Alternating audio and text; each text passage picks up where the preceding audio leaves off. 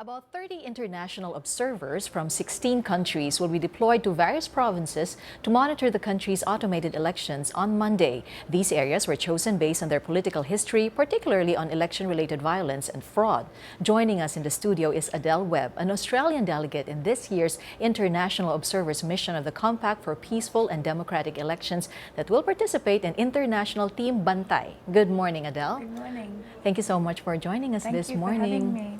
So this is your second time to be a delegate of the International Observers Mission, and you were previously in Bacolod in Negros Occidental. That's right. What were the learnings or observations you had then, which you hope would have been resolved by this May 13 elections? Yeah. Well, obviously last election was the first time the PCOS machines were used.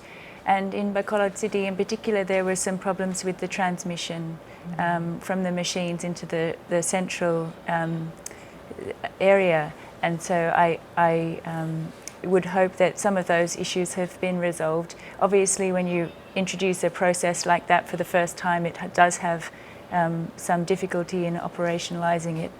So we would hope that.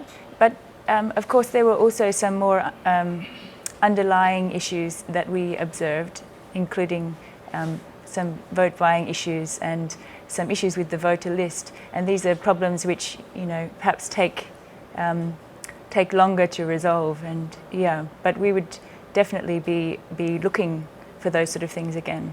For this particular mission, this 2013 mission, the areas would be Pampanga, Nueva Ecija, Manila, Camp-Sur, Masbate, ARMM, and this time you'll be assigned to go to Cagayan and Apari. These areas were chosen, I understand, because of special interest is the iconic electoral battles, which you would like to be observing. Why the interest in this in particular?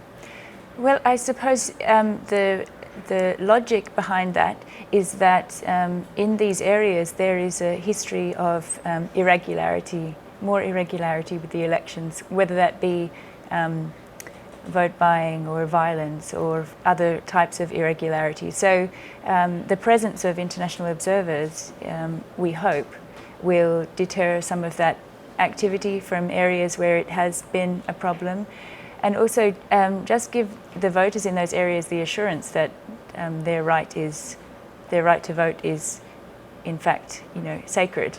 Is voters education also part of your mission at the same time while you're observing the particular process? It's not a particular focus of the international observers, but certainly Compact is involved in the process far before and far after the election day. So yes, it's an important component. Yeah. It's 3 days till election day.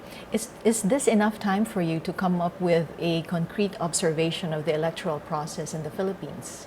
Yeah, well, obviously it would be nice to have more time, but in the limited time that we have, I think it is enough time that the team that we're with are experts, and also those of us who come as delegates usually have some experience or some knowledge of the Philippines and the democratic system and the way that elections work. So we come in with some prior knowledge, and or in fact we come in with our own knowledge from our own system, our own country, and so we can apply that knowledge. And yeah, I think it is an effective way of reporting what's really going on the ground. Yeah. When the group convenes from the delegation from different countries, how do you prepare for the mission? How are you given a backgrounder on what the developments have been, and do you have expectations as well? Yeah, so we send regular updates from the team even before we arrive in the country, and then yes, during this period when we're here together, we have intensive briefing about the general situation, but also the particular areas that we're going to, so that we have some knowledge of that context that we can take when we go there. Yeah. In Cagayan in particular, what is your initial assessment of the area? Well, having not actually been there yet, I'm a bit hesitant to talk specifically, but I'm very interested in the area. I know a little bit about it, but not a lot. It's not an area that I've been to before, so I'm definitely looking forward to visiting. You're leaving tomorrow, I understand. Yes, that's right. And after the elections, the team will convene again and to share the information or the observation which you have gathered. Yeah. When will you be submitting it to the Commission on Elections? We will be submitting the report. The mission formally finishes on the 18th of May, so we will be submitting the reports at that time.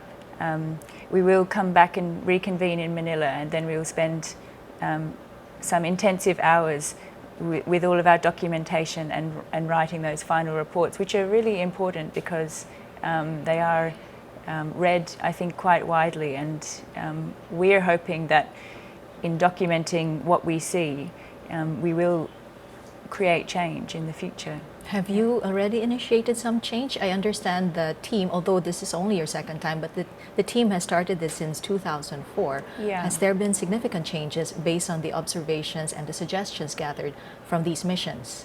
Yeah, I think that given the long history of this observer mission, there has been evidence of its effectiveness, because even exposing what's going on the ground can help not necessarily the team themselves, but the local people from that area to be more informed, and therefore to know what to look out for in the next election. Okay, Yeah. thank you so much for joining us this morning. Adele Webb, pleasure. Australian delegate of the International Observers Mission of Compact.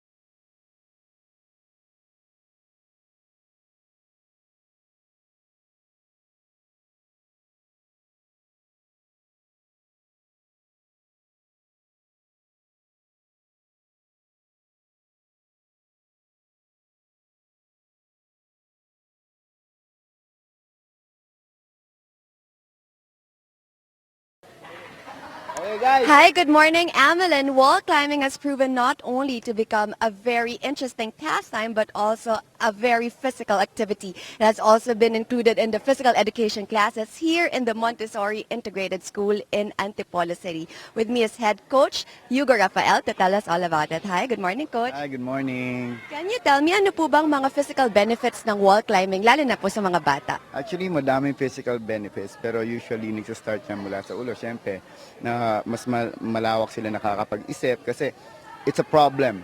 So, sila ang nagsosolve on their own. And at the same time, yung physical capability nila, yung limbs nila umahaba. So, magagamit nila ng todo-todo yung buong katawan nila. Yeah, it's very mental because you have to strategize how you go from one knob to the other. But then I understand there are different levels. Can you tell me about that? The different levels that we have here in Montessori is we have the light blue for beginner wall, which is a straight wall, and then as they progress, they're going to be climbing the red, and then the green, and then the dark blue, and then eventually the yellow. The yellow is used for bouldering. What is bouldering? Bouldering is the simplest form of climbing, so because you don't need any rope, all you need is just basically yourself and your prowess, and then climb.